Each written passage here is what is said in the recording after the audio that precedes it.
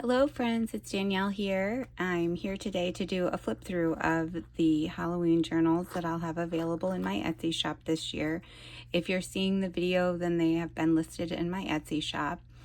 If you go back a few videos, I did one craft with me and I wanted to do another one, and I came down with a cold and my voice was pretty crackly, so I had to sit that one out, but I'll kind of go through and show you the things that we did on camera, and then kind of how they turned out after I stitched them. So we'll get started. I will do this one, this antique book cover one first.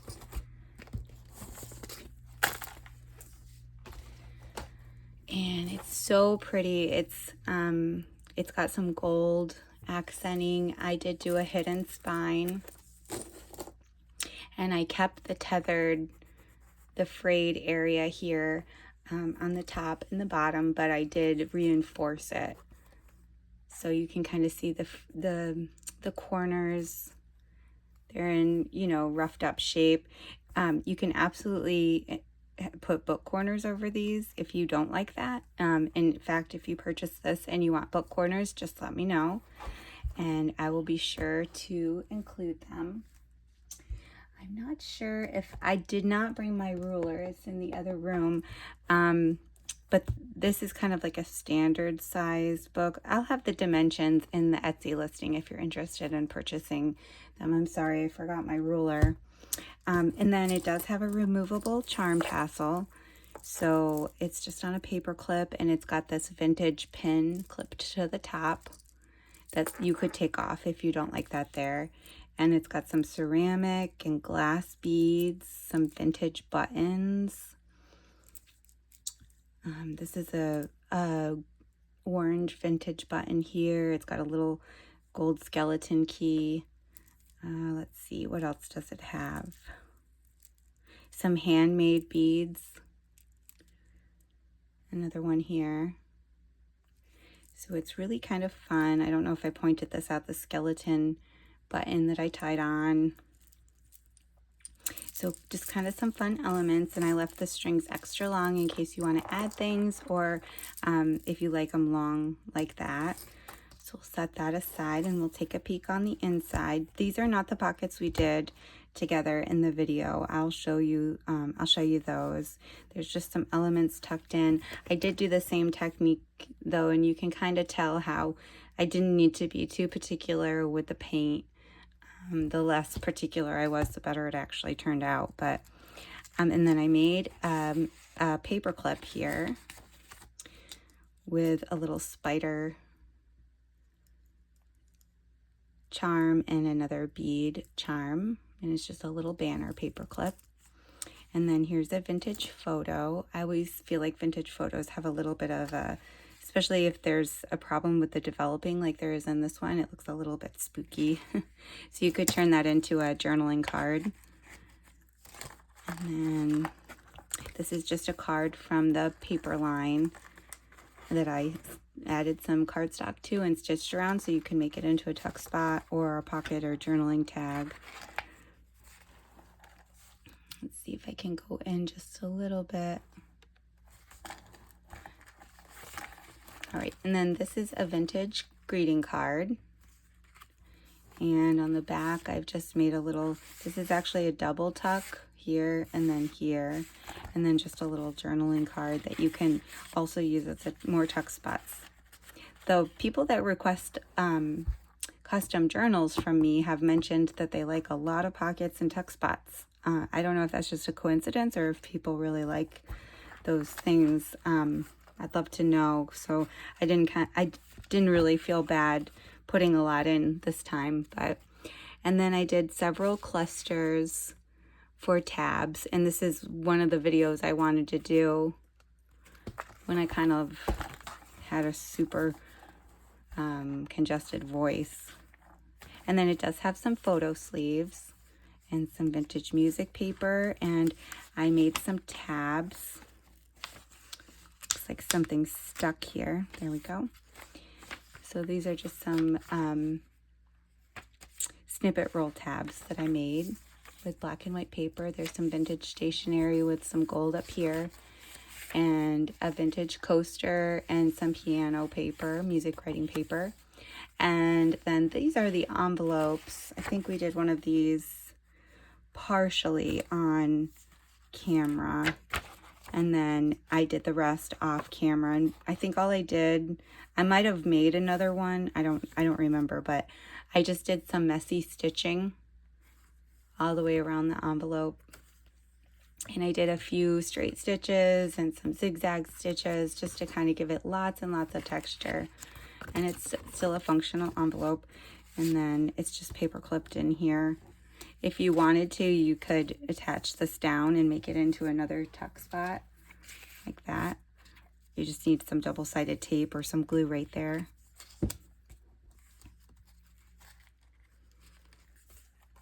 And then here's some vintage stationery. I think it's some personal stationery with a last name. And here's just a little pocket.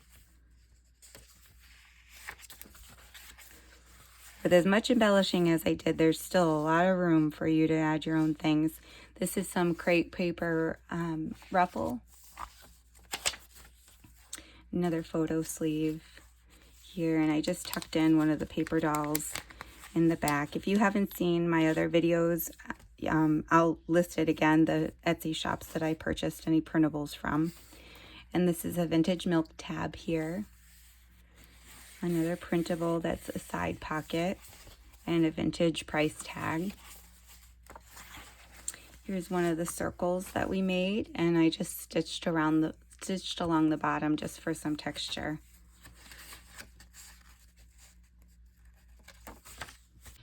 And there's a vintage ice coupon up here that's orange and black. And then this is some gel pen paper, some black line gel pen paper. There's a little pocket here.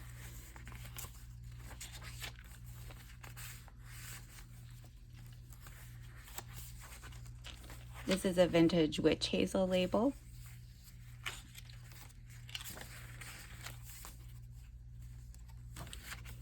Another vintage ticket. This is just an extra tag that I had.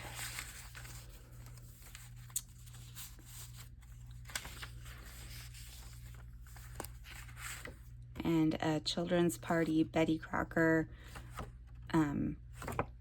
fudgy caramel apple recipe.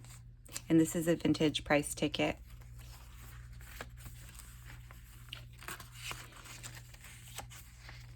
Some dictionary paper that says crept, and on the back it says critter. I thought those were appropriate for Halloween. And some tea-dyed paper. There's a vintage photograph here.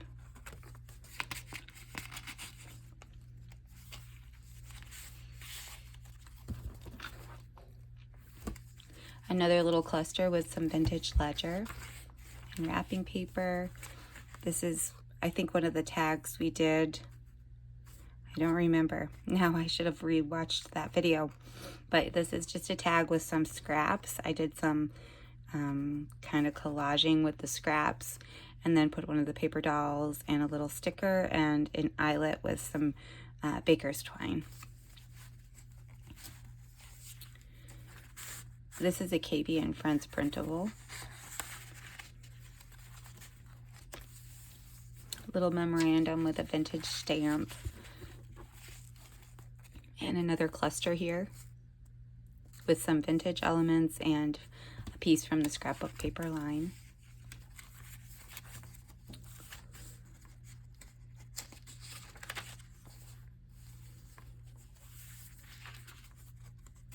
Some more of that vintage wrapping paper, and this part of the ledger folds out. And I just took these two printables and stitched around them just to give a tab with some interest.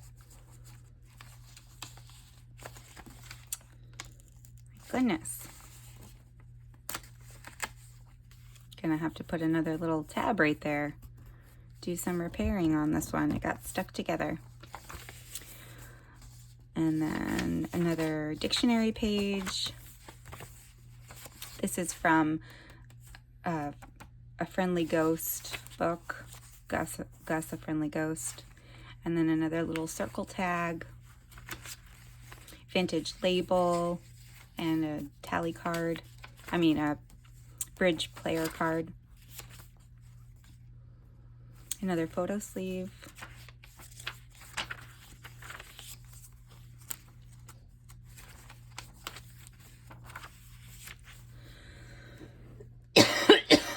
Excuse me, I have to get a drink.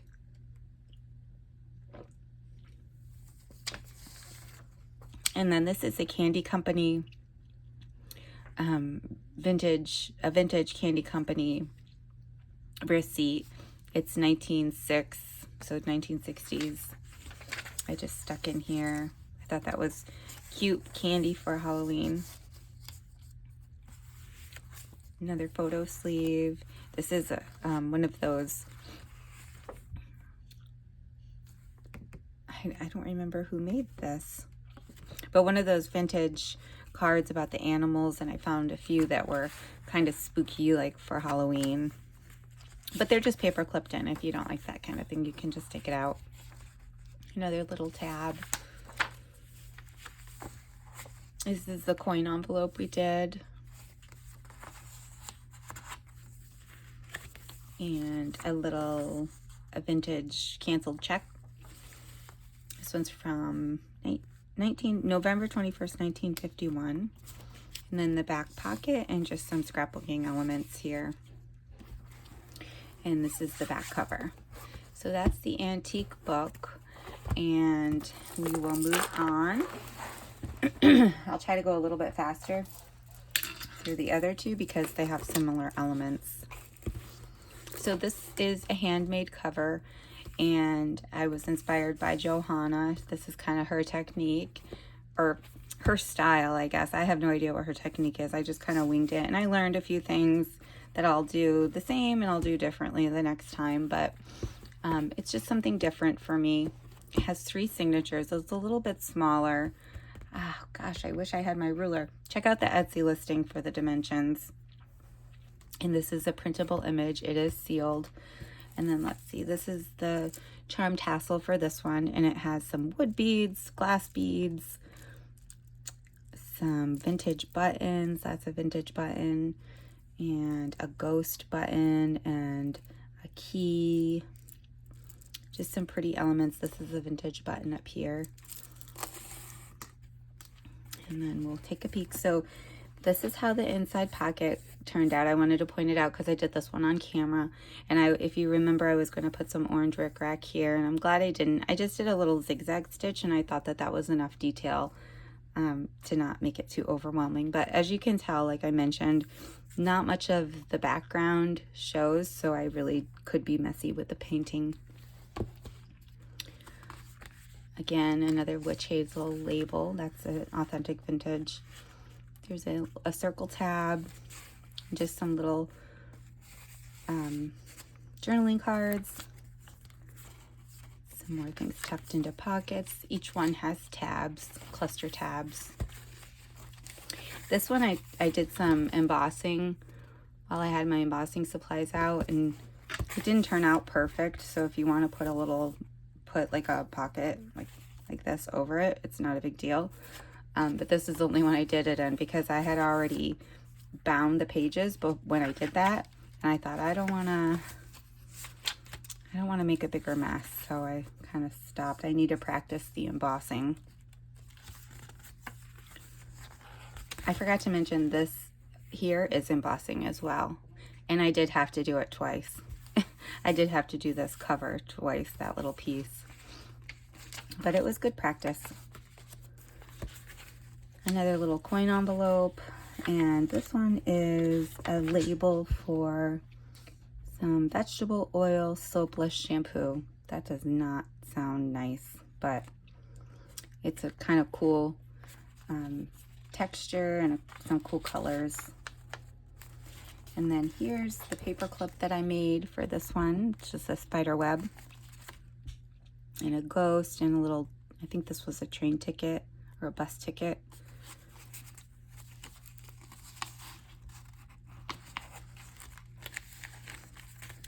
And here's another tag that I made. This one's with some music paper as the background.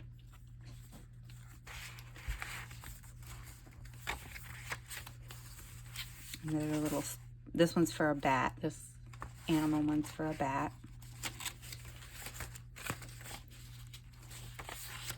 Another printable that serves as a pocket.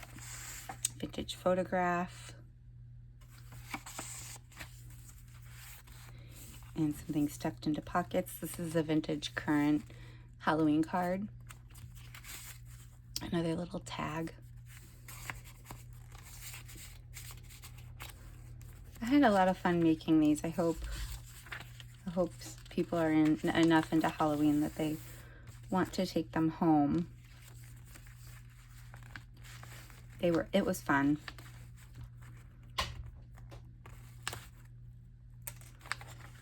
And then here's another envelope with some collaging and some messy stitching.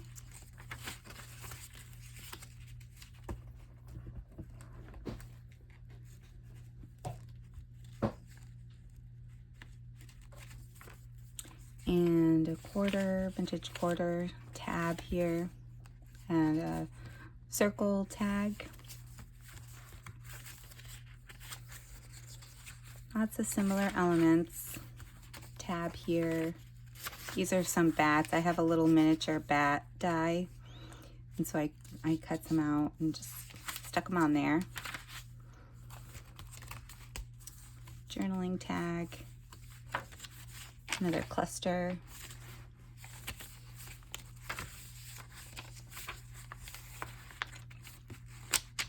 This is probably a really old photo. Yeah, 1929, Christmas 1929. That's an oldie.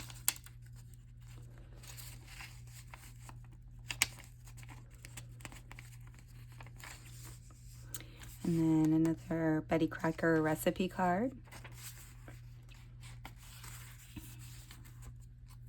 More vintage labels. And the candy receipt. More elements tucked in. These are some vintage elements. On this one, I hand drew this and cut it out, so it's not the best looking bat, but I thought it would be cute to put in the center.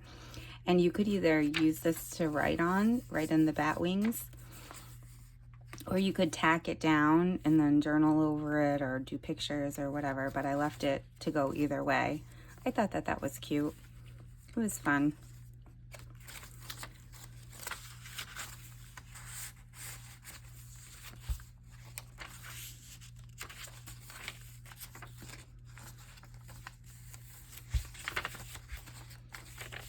Some more tea stained paper.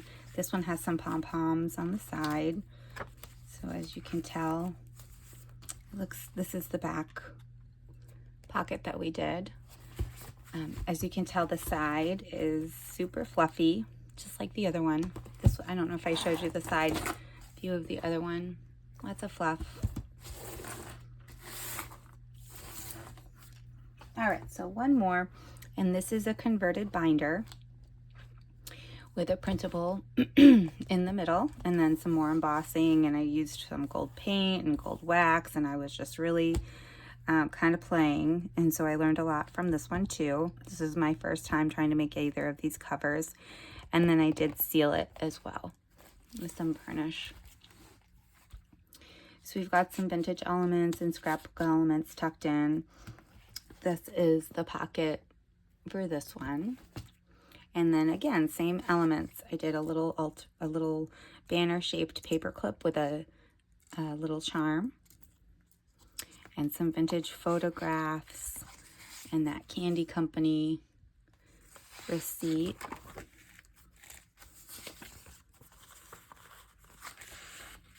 Another vintage witch hazel. This one is really, really cool. Label.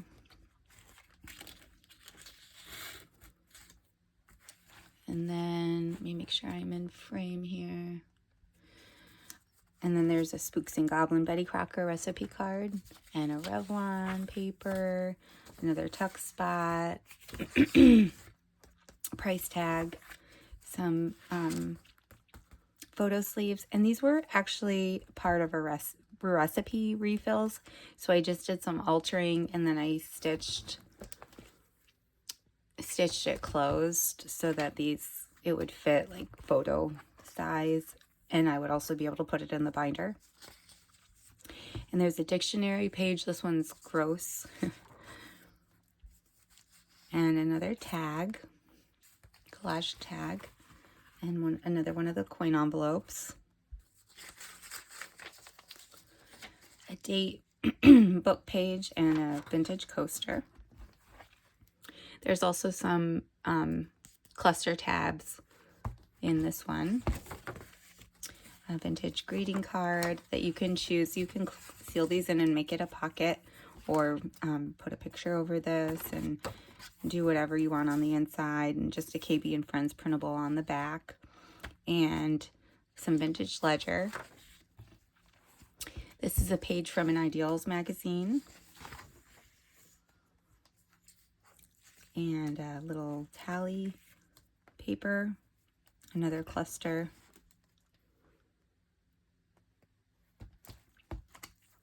mixture of vintage elements and new, and another large journaling card, another envelope. This one I had ripped one of the canceled checks, so I used that as part of the collage for something different, and did the same messy stitching.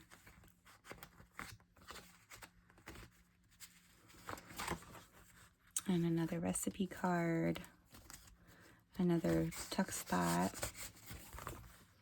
one of the circle tags, and another cluster. I had a lot of fun making these.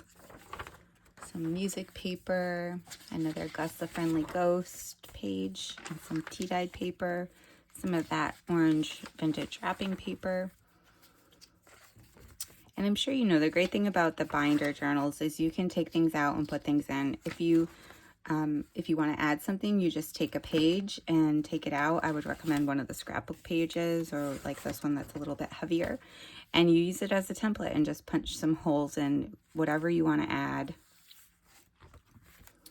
This, I will tell you, I accidentally glued the pocket shut.